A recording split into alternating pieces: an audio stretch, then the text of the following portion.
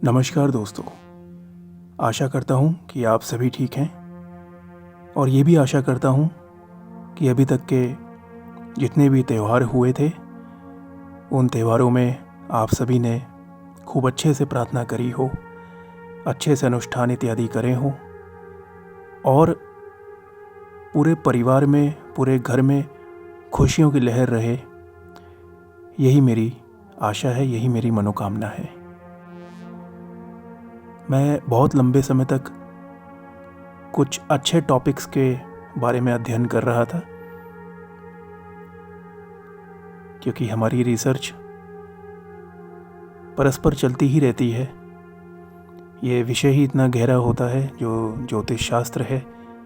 ये अपने में एक महाविज्ञान के समान है और जिस तरह से वैज्ञानिक तरह तरह के एक्सपेरिमेंट्स, तरह तरह के रिसर्च एनालिसिस करते रहते हैं, तो ठीक उसी प्रकार से ये हमारा भी काम होता है, ये हमारा उत्तरदायित्व होता है कि हम प्रशिक्षण करते रहें। खैर, अब टॉपिक पे आते हैं। दोस्तों, आज मैं आपके सामने केतु ग्रह से संबंधित जानकारी लेके आया हूँ। जब भी कोई जातक ज्योतिष संबंधित परेशानियों से अपने आप को उभारने की कोशिश करता है, तो 3 ग्रहों से वो हमेशा दूर भागने की कोशिश करता है, या ऐसा माना जाता है कि ये खास 3 ग्रह जो होते हैं, ये जातक से जितना दूर रहें उतना ही अच्छा होता है। जिसमें प्रमुख है शनिदेव, दूसरे हैं राहु और तीसरे हैं केतु। राहु और केतु का अपना कोई भी अस्तित्व नहीं होता है। ये छाया ग्रह हैं, यानी कि जब हम फिजिक्स में इनको देखें या एस्ट्रोनॉमी में इनको देखें तो ये ग्रह के रूप में हमें दिखाई नहीं देंगे। ये बस चंद्रमा के साउथ और नॉर्थ पोल के रूप में हमें दिखाई देते हैं या समझे जाते हैं। तो जिनका अपना वजूद ही नहीं होता है फिजिकली या मटेरियलिस्टिक पॉइंट ऑफ व्यू से देखा जाए, तो जिनका अपना वजूद ही नहीं होता है, जो मैनिफेस्टेड नहीं है फिजिकल फॉर्म में, इसलिए हम उनको छाया ग्रह कहते हैं, जो कि राहु और केतु है। तो आज हम बात करेंगे केतु ग्रह से जुड़े कुछ विशेष टॉपिक्स के ऊपर। केतु ग्रह कुंडली में स्थित 12 भावों पर अलग अलग तरह के प्रभाव डालता है, जैसे कि सारे ग्रह डालते हैं। इन प्रभावों का असर हमारे प्रत्यक्ष जीवन पर पड़ता है। जीवन के अलग अलग एस्पेक्ट्स हमारे अलग अलग 12 घरों से हमें पता लगते हैं। वैदिक ज्योतिष में केतु एक क्रूर ग्रह है, परंतु यदि केतु कुंडली में मजबूत होता है तो जातकों को इसके अच्छे परिणाम, अच्छे रिजल्ट भी मिलते हैं, जबकि कमज़ोर होने पर ये अशुभ फल दे सकता है। तो अब हम थोड़ा सा और विस्तार में इसको जानने की कोशिश करते हैं, और मैं बहुत ही सरल लैंग्वेज में ये नरेशन कर रहा हूँ ताकि आप लोग समझ पाएँ। आजकल वीडियोस में कमेंट सेक्शन में ये डिमांड आती है कि नरेशन जो है वो इंग्लिश में किया जाए, तो मेरी भी इच्छा है कि मैं उसे इंग्लिश लैंग्वेज में नरेट करूं, लेकिन पूरी तरह से अभी मैं कॉन्फिडेंट नहीं हूं, क्योंकि हमारे जो ज़्यादातर सुनने वाले हैं आप लोग, वो हिंदी थोड़ा इजीली समझ जाते हैं। तो इसलिए मैं हिंदी में भी कुछ इंग्लिश के शब्दों का प्रयोग करता हूं, ताकि शब्दों के माध्यम से जो इंग्लिश ज़्यादा अच्छी तरह से जानते हैं, जिनकी हिंदी थोड़ी कमज़ोर है या किसी और भाषा में बात करते हैं, तो वो लोग भी थोड़ा सा समझ पाएँ। और ये चैनल जो है ये बिल्कुल भी कमर्शियल चैनल नहीं है। यहाँ पे हम किसी भी तरह की एडवर्टीज़मेंट करके पैसा नहीं कमाते हैं, क्योंकि वो हमारा उद्देश्य नहीं है। ये चैनल एक परिवार की तरह है। आप सब लोग जो इस चैनल को अपना टाइम देते हैं, ये ठीक उसी तरह है कि परिवार में सभी लोग एक दूसरे को टाइम देते हैं, एक दूसरे की बातों को समझते हैं। कभी कभी छोटे लोग बड़े लोगों की बातों से समझते हैं, यानी मैं उम्र की बात कर रहा हूँ, स्टेटस की बात नहीं कर रहा हूँ। परिवार के छोटे लोग बड़े लोगों के साथ बैठ के उनसे कुछ सीखते हैं। और कभी कभी बड़े लोग जो होते हैं, हमारे बड़े बुजुर्ग, वो छोटे जनों के साथ भी बैठ के, बच्चों इत्यादि के साथ भी बैठ के, युवा पीढ़ी के साथ बैठ के अनेकों प्रकार की चीज़ सीखते हैं। तो ये एक परिवार है, ये चैनल भी एक परिवार है। जब तक हम हैं, जब तक आप लोग हैं, जब तक ये सृष्टि है और जब तक ये इंटरनेट देवता है, जब तक ये टेक्नोलॉजी है, तब तक ये परिवार यूं ही चलता रहेगा। यही मेरी मनोकामना है। तो बस आप लोग अगर मेरे वीडियोस को पसंद कर रहे हैं और आपको लगता है कि इन वीडियोस के माध्यम से आपकी जानकारी बढ़ रही है, आपके जीवन में कोई अच्छी ऊर्जा पैदा हो रही है, तो आप इस वीडियो के थोड़ा नीचे देखेंगे तो ये सब्सक्रिप्शन और लाइक वाला बटन है, तो आप उसको ज़रूर सब्सक्राइब करें और लाइक करें। मैं ज़्यादा तो अपील नहीं कर पाता हूँ क्योंकि वो मुझे थोड़ा ऑकवर्ड लगता है, थोड़ा मतलब झिझक लगती है, लेकिन फिर भी सोचा कि ये एक लाइन सब बोली दूँ आप लोगों के सामने कि भाई सब्सक्राइब ज़रूर करिएगा। उससे मतलब सब्सक्रिप्शन से शायद हमारा उत्साह बढ़ता है कि हम और भी अच्छे टॉपिक्स और भी अच्छे जानकारी आप लोगों के पास लेके आए। और वीडियो पसंद है तो वीडियो को लाइक भी ज़रूर करिए। और आप कमेंट में ये बता सकते हैं कि आप कौन से शहर से सुन रहे हैं और आपका क्या नाम है। बाकी जैसी आपकी इच्छा हो, जैसा आपका मन कहे। तो मैं बात कर रहा था केतु ग्रह की। ज्योतिष में केतु ग्रह को एक अशुभ ग्रह माना जाता है, और हालांकि ऐसा नहीं है कि केतु के द्वारा व्यक्ति को हमेशा ही बुरे फल प्राप्त हों। जी हाँ, केतु से हमेशा ही दूर भागने की कोशिश नहीं करनी चाहिए। केतु ग्रह के द्वारा व्यक्ति को बहुत सारे शुभ फल भी प्राप्त होते हैं, जिनमें सबसे बड़े जो केतु के रिजल्ट या फल माने गए हैं वो है आध्यात्म, वैराग्य की भावना, मोक्ष, तांत्रिक आदि का कारक भी केतु को माना जाता है। तंत्र विद्या में भी केतु को एक अच्छा कारक माना जाता है। ज्योतिष में राहु को किसी भी राशि का स्वामित्व प्राप्त नहीं है, लेकिन धनु केतु की उच्च राशि है, जबकि मिथुन ये केतु की नीच राशि मानी जाती है।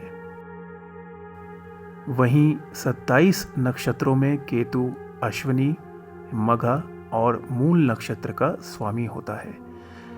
दोस्तों, यहाँ पे बात मूल नक्षत्र की आई है। 6 प्रकार के गंडमूल नक्षत्र होते हैं, जिसमें से 3 प्रकार के केतु के पास है और 3 प्रकार के गंडमूल नक्षत्र मरकरी यानी बुध के पास है।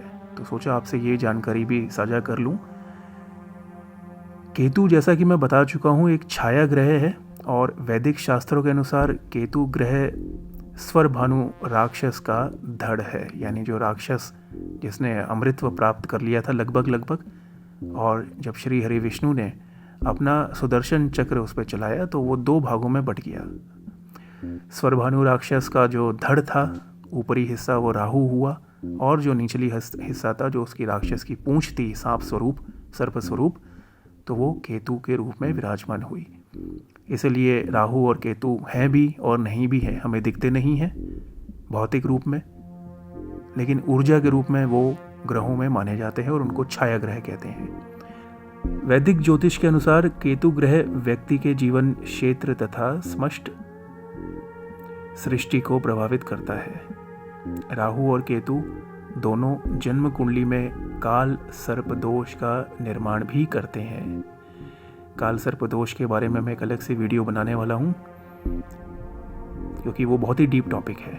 तो काल सर्प दोष, आप ये समझ लीजिए कि राहु और केतु जब दोनों तरफ से कुंडलियों को जकड़ लेते हैं तो 12 प्रकार के काल सर्प दोष उत्पन्न होते हैं, जिसमें से कुछ अशुभ भी होते हैं और कुछ शुभ भी होते हैं। कुछ ज्योतिषाचार्यों का ऐसा मानना है कि केतु की कुछ विशेष परिस्थितियों के कारण जातक यश के शिखर तक पहुंच सकता है। राहु और केतु के कारण सूर्य और चंद्र ग्रहण भी होता है। अब हम बात करेंगे कि ज्योतिष शास्त्र के अनुसार केतु ग्रह का मनुष्य जीवन पर क्या प्रभाव पड़ता है। सबसे पहले हम बात करेंगे शारीरिक रचना और स्वभाव के बारे में। वैदिक ज्योतिष में केतु ग्रह की कोई निश्चित राशि नहीं है, इसीलिए केतु जिस राशि में बैठता है वह उसी के अनुरूप फल देता है। इसीलिए केतु का प्रथम भाव अथवा लग्न में फल को वहाँ स्थित राशि प्रभावित करती है। हालांकि कुछ ज्योतिष विद्वानों का मानना है कि लग्न का केतु व्यक्ति को साधु संत भी बना सकता है, और वो डिपेंड करता है कि वो तामसिक साधु बनता है, तामसिक प्रवृत्ति का होता है, या सात्विक प्रवृत्ति का साधु संत बनता है। यह जातकों को भौतिक सुखों से दूर ले जाता है। इसके प्रभाव से जातक अकेला रहना पसंद करता है। लेकिन यदि लग्न भाव में वृश्चिक राशि हो तो जातक को इसके सकारात्मक यानी पॉजिटिव रिजल्ट देखने को मिलते हैं। अगर केतु बलशाली हो यानी बली केतु हो तो उसके क्या लाभ और क्या नुकसान होते हैं वो भी हम जानते हैं। यदि किसी भी जातक की कुंडली में केतु तृतीय यानी थर्ड, पंचम यानी फिफ्थ, षष्टम यानी सिक्स्थ, नवम यानी नाइन्थ और द्वादश यानी 12वें भाव में उपस्थित है तो जातकों को इसके बहुत हद तक अच्छे परिणाम प्राप्त होते हैं। यदि केतु गुरु ग्रह के साथ यानी जुपिटर के साथ युति बनाता है तो व्यक्ति की कुंडली में इसके प्रभाव से राजयोग का भी निर्माण होता है। लेकिन राजयोग का मतलब ये नहीं होता है कि इंसान कर्म करना छोड़ दे और अपने भाग्य के भरोसे बैठ जाए। राजयोग तब बनता है जब इंसान सही दिशा में, ये जानते हुए कि उसके जीवन में राजस्विक जीवन की उपलब्धि है, तो उस ओर प्रगति करता है, उस ओर कर्म करता है, तो राजयोग ज़रूर विकसित होता है। यदि जातक की कुंडली में केतु बली हो यानी बलशाली हो तो ये जातक के पैरों को मजबूत बनाता है। जातक को पैरों से संबंधित कोई रोग नहीं होता है जीवन भर। शुभ मंगल के साथ भी केतु की युति जातक को साहस प्रदान करती है। अब अगर हम बात करते हैं खराब या पीड़ित केतु की, तो केतु के पीड़ित होने से जातक को कई प्रकार की समस्याओं का सामना करना पड़ सकता है। व्यक्ति के सामने अचानक कोई ना कोई बाधा आ जाती है। यदि व्यक्ति किसी कार्य के लिए जो निर्णय लेता है तो उसमें उसे असफलता का सामना करना प्राप्त पड़ सकता है। केतु के कमज़ोर होने पर जातकों के पैरों में कमज़ोरी आती है और पैरों से संबंधित रोग जातक का पीछा नहीं छोड़ते हैं। पीड़ित केतु के कारण जातक को नाना और मामा जी का प्यार नहीं मिलता है या संबंध खराब रहते हैं।